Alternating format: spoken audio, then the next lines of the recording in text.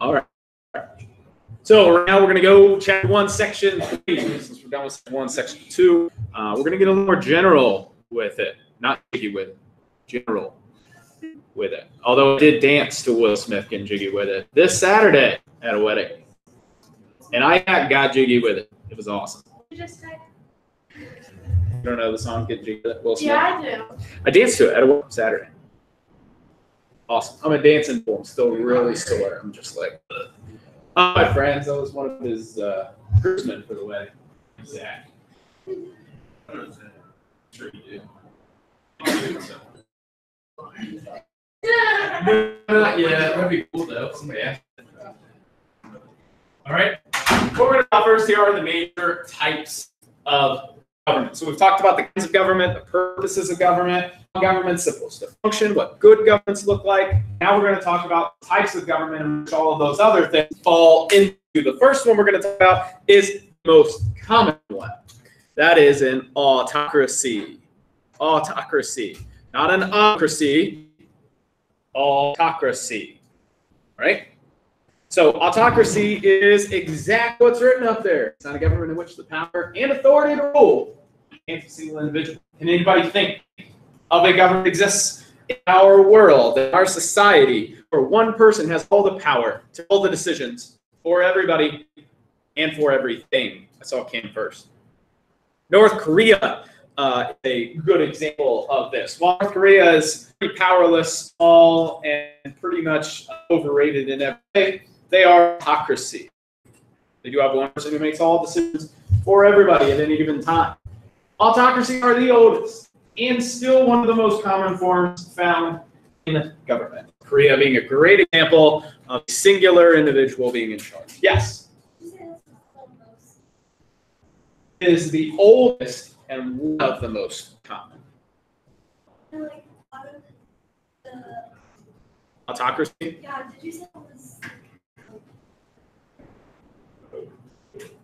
No, it's just the oldest. Aren't any older. And it is one of the most common. We're going to talk about the other common ones as well. All right? But not the main one, no. It was at one time in history, but not anymore. Okay? So autocracy would be things like dictatorships, monarchies, things like that, where one person has all the power to pretty much do anything that they want. All right? So a couple subtypes of autocracies are totalitarian dictatorship and monarchy. So both of them and the totalitarian dictatorship are versions of autocracies. All right. Both of these groups maintain their power either through inheritance, which means your mom or dad was some sort of royal or was the dictator of some kind. So, for example, Kim Jong-il was the dictator of North Korea, and now his son or grandson, one of them, is now the leader. So that power has been passed through the genes, through inheritance. Monarchies work like this almost exclusively, right? Look no further than England. But you know who's next in line to the throne?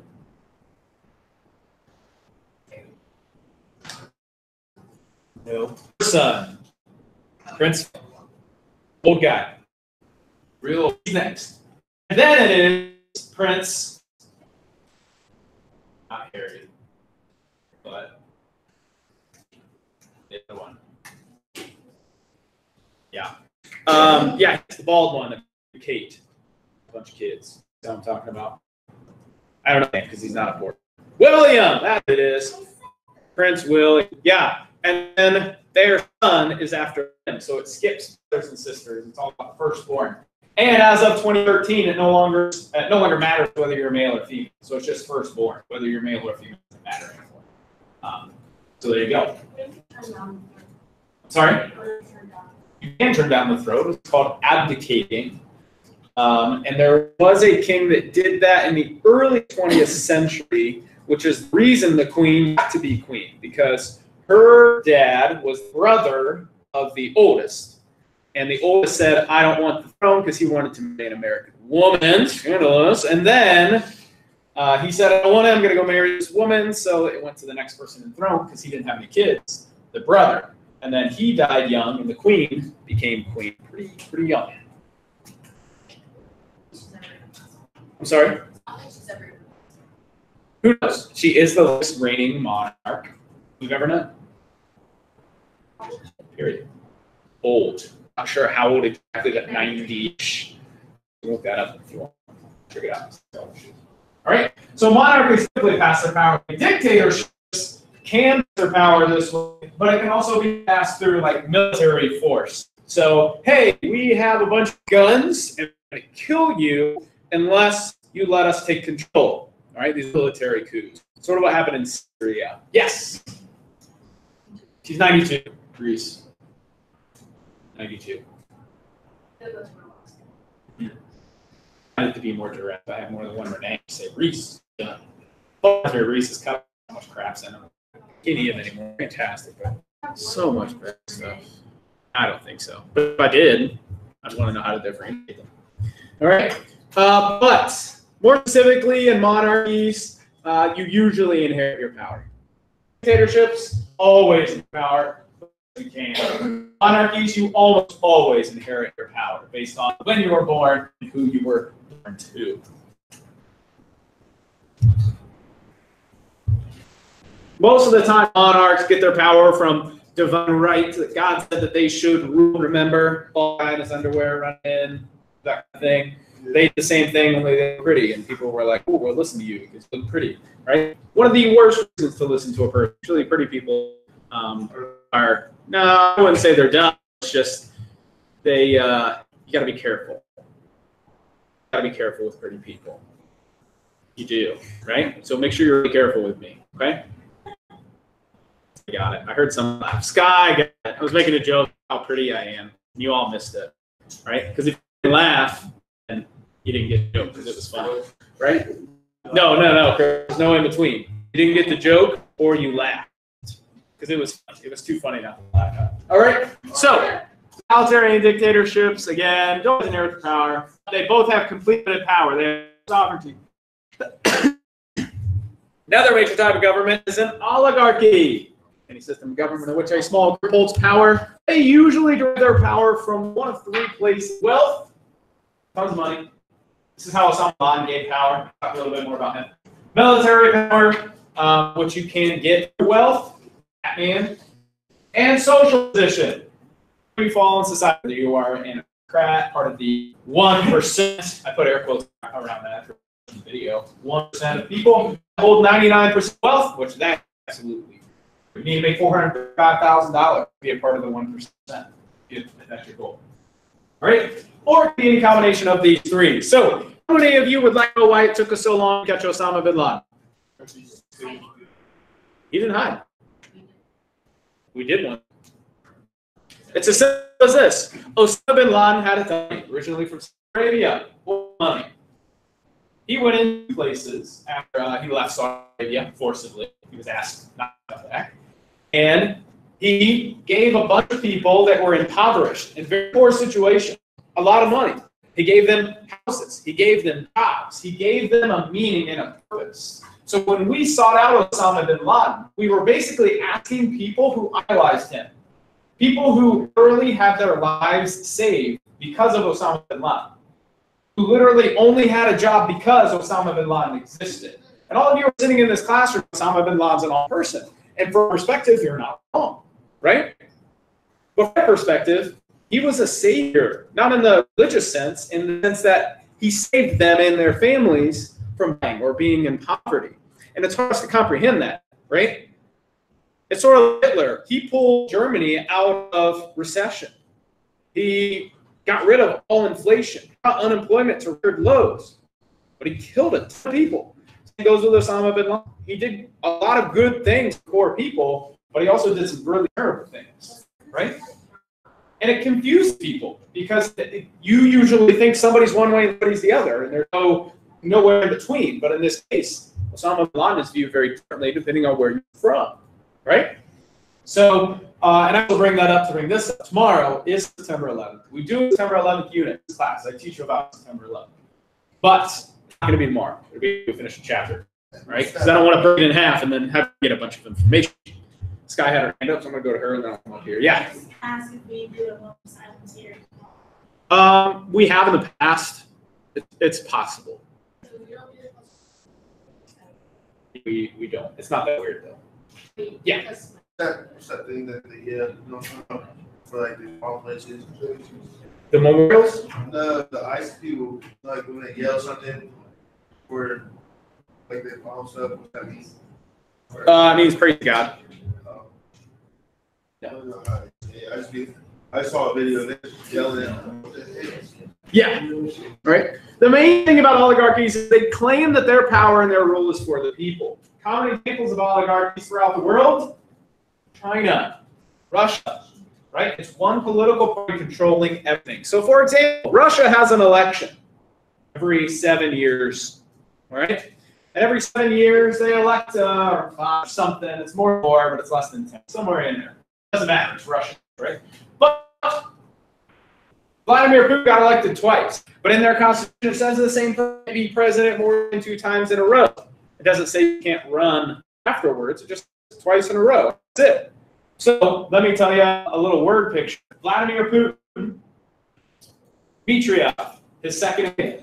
They both got elected twice. And then, since Vladimir was president for a 3rd term, guess what happened? They flipped. His second man became the president, and Vladimir Putin the vice president. And then they served. Guess what happened the next election? They flipped back. And Vladimir Putin and Dmitriev served under him as the second in command. So it's one political party controlling every political aspect and every economic aspect of Russia. China does the same thing with the People's Party of China. It's in the name, the People's Party of China. Are they really in it for the people? Maybe, maybe not. I don't know. Maybe they do things in the eyes that they think are in the eyes of the best interest of the people. But whether they do or not, claim for it to be that way. Okay? One of the kicks that we know is they all hold elections, but only for one candidate. So Russia sometimes put another candidate on there, but not give that candidate any TV time, because Russia owns the media, so they publish stories, spread whatever propaganda they want to spread. Basically, they trick people or force people, or sometimes, some cases they don't, but people actually vote for Putin. But this happens. It basically makes it a one-man race. And I say one-man race because any female dictator this hasn't happened. That says a lot, though. I'm being totally honest, right? Do they want it? Who knows? Because there's never been. No. it's just like I said earlier, like I said that like your wife makes breakfast, you want to make her breakfast. Correct. So it's basically like stereotyping. Correct. Yeah. So she asked if I ate breakfast earlier. I said, absolutely. I had eggs, bacon, potatoes, right? She said, oh, your wife made me breakfast. She immediately assumed that I didn't make it. I made the breakfast for me and my wife, both. And she assumed that, I think, one, because she's a woman and that it's a societal thing. You did. Don't give me that face. And then secondly, my wife packs my lunches for me. But packing lunches. But I don't mind to cook. She hates cooking, but she doesn't mind packing lunches. So that's what we do. Just what it is, right? It's all about balance, right?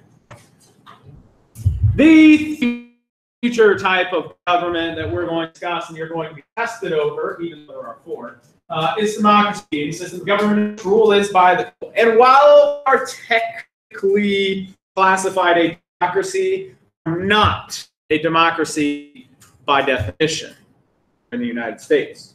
All right? Key characteristic of democracies: people hold the same power. These people, not the government, not the president, not Congress, you as individuals, right? I've said this 1,000 times and I'll continue to say the president has really no power. Quit blaming the president for stuff they don't have power over. And quit giving credit to the president for stuff that they also have power over. Unemployment rate has nothing to do with the president. Okay? You getting raises, nothing to do with the president. Tax law changing, nothing to do with the president. Obamacare, nothing to do with the president. Congress, not the president. Right? All of those things were Congress. None of those things were the president. You have to stop looking at the president like a king or like a ruler. It's not their position. Why would they call it after him?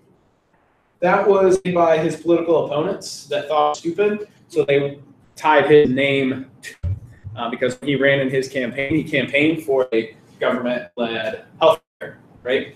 Congress is the one that passed it, but it had already been called Obamacare, and it's not called Obamacare, for those that don't know that. Its name is not Obamacare. It's called the Affordable Care Act. So people call it Obamacare because that's what you know it as. So, like, did he have any say so? None. He even wanted to happen? He did, but he didn't make it happen. He couldn't make it happen. President can't make anything happen, really. But he said he wanted it. Sure, but he didn't make it happen. He couldn't make it happen. There's nothing he could have done. He wanted it. And it happened. But he didn't have it. No president made it happen. Right? If presidents do whatever they wanted to happen, we'd have a wall now, right? We saw the wall. But the power lies with Congress, which is why we don't have a wall. Make sense? Congress builds a wall, not the president. Right? As a more present example. Right? And in my political opinion, there will never be a wall built. Because it's an enormous waste of money. Right? So, there are two examples of democracy. Direct democracy, which is where people govern themselves individually as citizens. This basically means no president, no Congress. We want a law, we propose it, and we pass it. Right? Done. If we want to go to war with somebody as a nation, we would all have to vote to go to war. We would all have to vote on certain terms. Democracy eliminates every piece of government you think is democracy. Okay? But in all reality, all of those pieces that you think are democracy, like Congress, like the legislative branch as a whole, in state level as well, the president, those are not democratic ideas. Those are Republican ideas, republic ideas. Right? So we are representative democracy, or what's also known as a republic. We, like other people, make our decisions for us, which is where Congress serves. That's their purpose. When you go vote every November, basically hold some of your own power in your hands. And then when you cast your vote, you are saying who you think should get your power. And if your candidate wins, awesome. If they don't win, the majority of your region has spoken, and the person who got the most votes receives that whole area's power politically. Does that make sense? So in a direct democracy, you would never give up your power. You would overtain your power. You would make your own decision. But you would be voting about once a week on 21 things a week on average. 0.2, but 21. How many of you would like to report to a voting place once a week, every week, for the rest of your life, and have to know information and be competent enough to vote on 21 different issues? It's average. Thomas raised his hand, but I think you're being facetious. Yeah? Sarcastic. Yeah? Right? No one wants to do that. I don't want to do that. Why? I know a lot about politics, right? But I'm not in DC. I don't know some of the things that other political personnel do know, right? So I think that I should vote for the candidate who I have the most in common with and let them make the decision for me. All right? Other than president, right? The people don't elect president, if you know that. Electoral college system does that. Very complicated. We'll learn about it today. Okay? Got to get a little more background. See here, the vote is the source of the government authority in the republic. Notice this says authority and not power. Because the government doesn't have power. We have power. The government has authority. Right? We've given up some of our power to give them authority. But every 4 years, in some cases, every 2 years, if we're electing House members, every 6 years, if we're electing senators, we get our power back. Give it to somebody else if we want. All right? So just authority.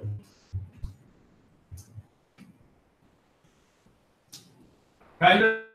Democracy is a republic. They are the same thing. All right, very important to understand voters are the authority here. Okay. Next. What are some characteristics of a democracy?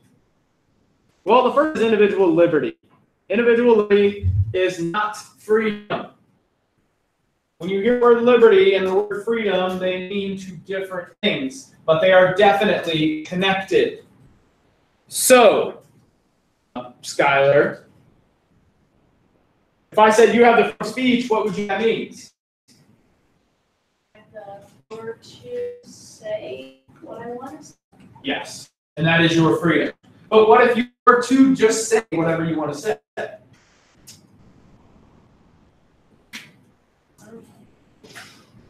Do you have right as well?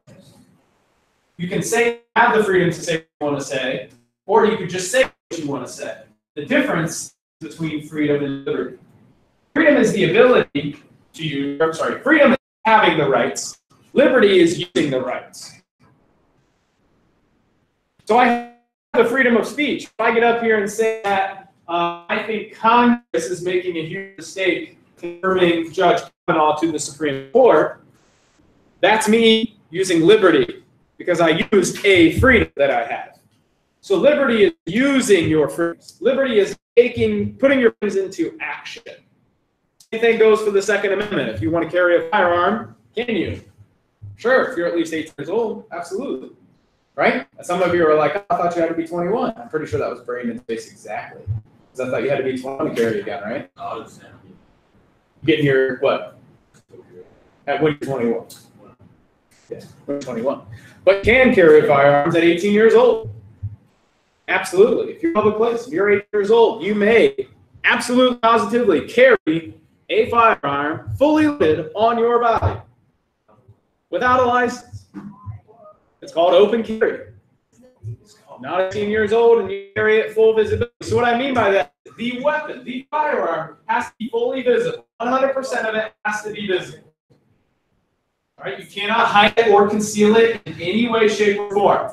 And you can walk down the sidewalk, do whatever you want. Now, there are certain places you can't go. You can look that up. But in Ohio, I can say the big ones. You can't go in churches. You can't go in liquor serving establishments. You can't go in like state-funded like schools or courthouses or town halls or post offices, things like that.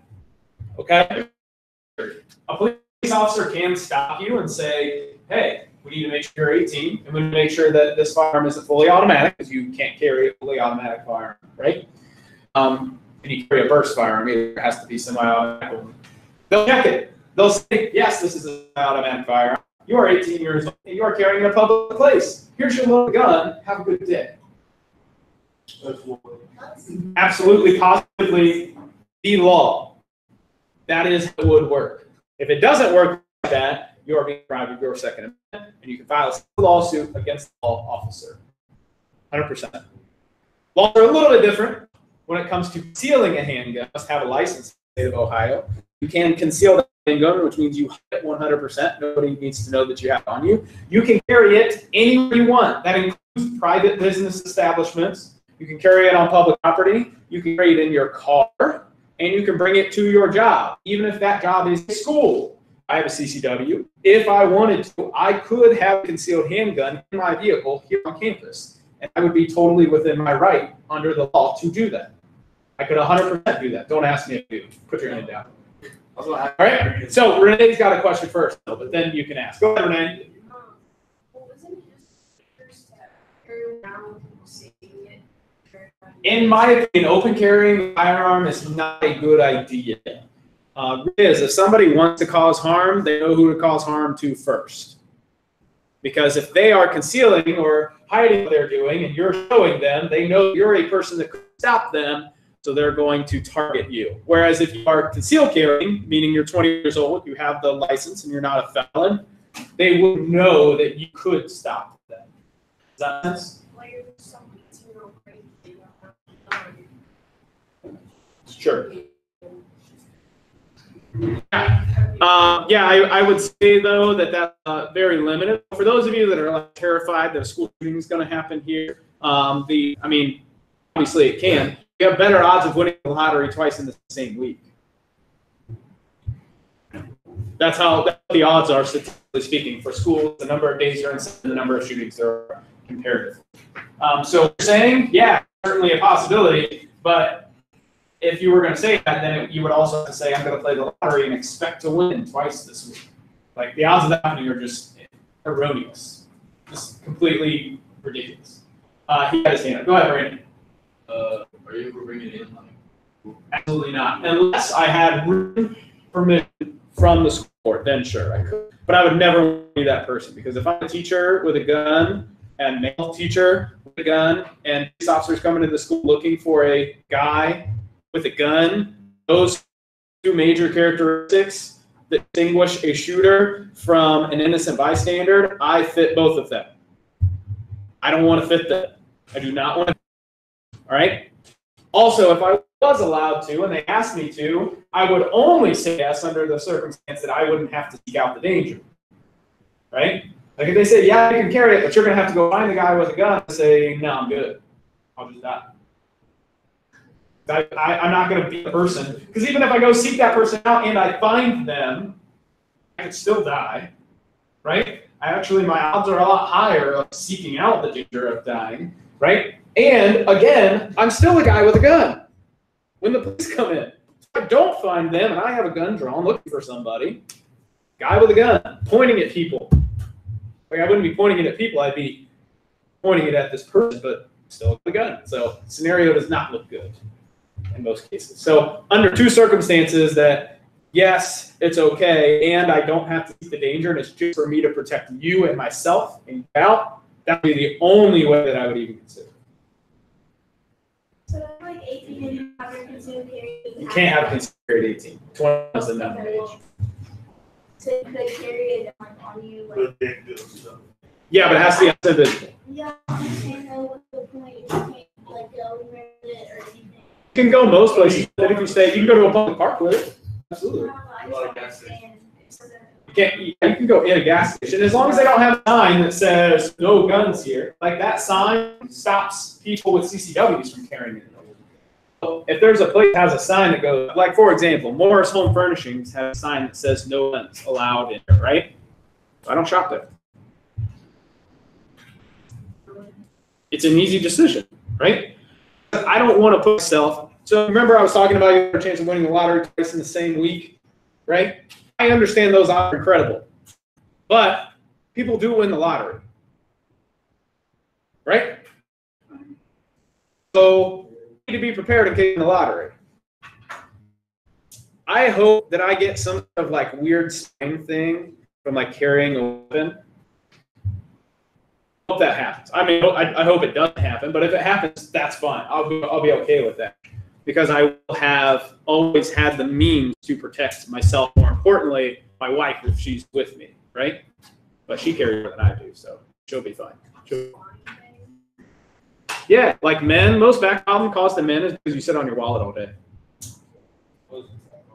Oh, absolutely. It's the number one cause of back problems, right?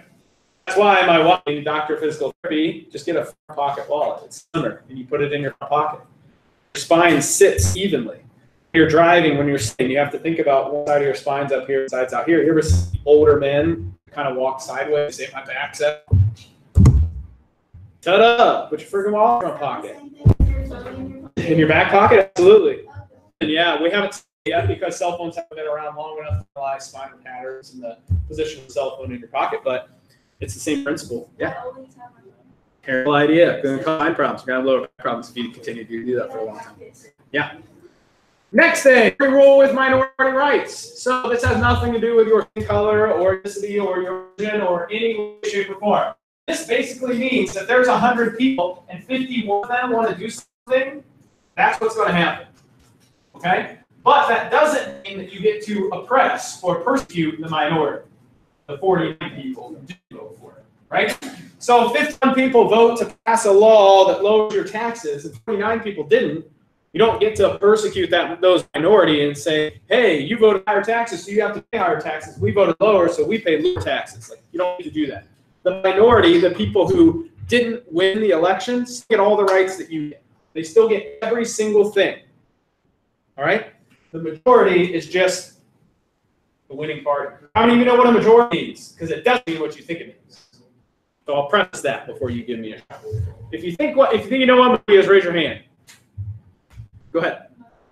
The most of, be a little more specific if you can. No? It does not mean the most of then. Good try. Logan? It is not the most. The least. Greater than 50%. So if you have 3 people running for office, one of them gets 30% of the vote, and another one gets 40% of the vote, and the other person gets 30% of the vote, who got a majority of the votes? Nobody. Because nobody got 50% or more.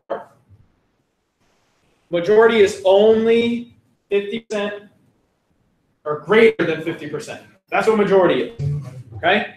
What you're thinking of the most of all 3 of those scenarios, and what John's trying to say, right? 30%, 40%, 30%. The person who got 40 votes got what's called a plurality.